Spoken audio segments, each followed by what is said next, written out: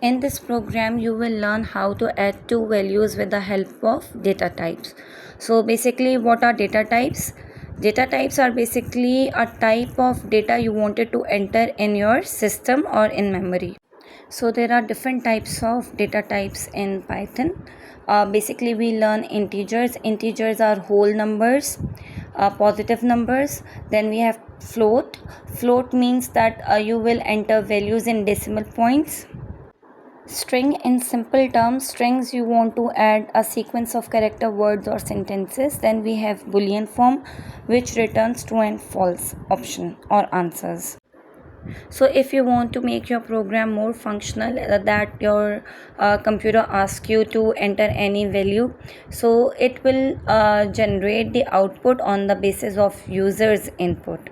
So we are using integer here, integer, and then we will give the input command and enter your first number. So your system will ask first that enter any number of your own choice.